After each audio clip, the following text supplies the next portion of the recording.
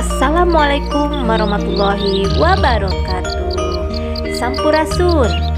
Wilujeng enjing, wilujeng tepang deui sareng Ibu Dini di channel Bahasa Sunda. Kumaha? Hidup teu siap diajar bahasa Sunda? Hayu urang diajar bahasa Sunda.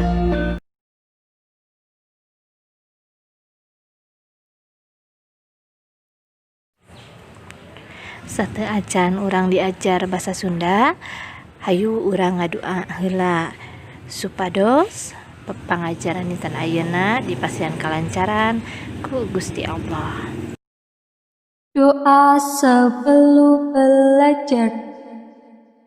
Bismillahirrahmanirrahim. Rabbi zidni ilman warzuqni fahma.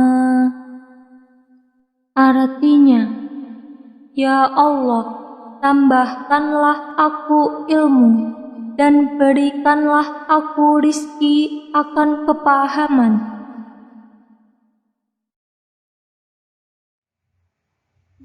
Minggon ayeuna urang diajar ngeunaan sinonim sareng antonim. Naon sinonim teh sareng antonim teh? Ayeuna ku Ibu baris dipedarkeun hiji-hiji. Anu kahiji nyaeta sinonim. Tandana sapertos kieu. Naon sinonim teh? Sinonim nyaeta kecap nu mimoga harti sarua atawa disebut oge sasaruaan kecap.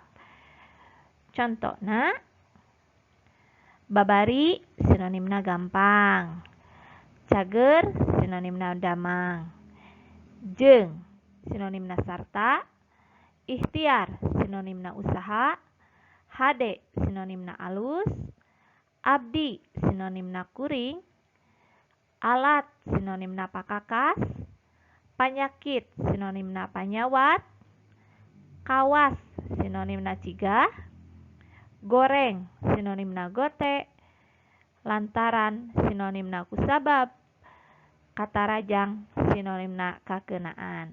Ieu mangrupikeun conto seueur keneh kecap-kecap anu tiasa disinonimkeun. Anu kadua nyaeta antonim. Tandana sapertos kieu. Antonim miboga harti kecap sabalikna atawa miboga harti lalawanan. Ibu di dieu gaduh contoh kecap antonim. Cager antonimna gering, babari antonimna hese, mahal antonimna murah, hareup antonimna tukang, alus antonimna goreng, turun antonimna naek, maju antonimna mundur, loba antonimna saeutik, indit antonimna balik atawa mulang, samemeh antonimna sanggeus atawa ba'da.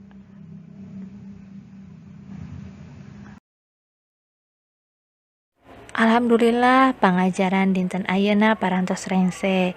Urang ngadua heula saatos diajar. Bismillahirrahmanirrahim.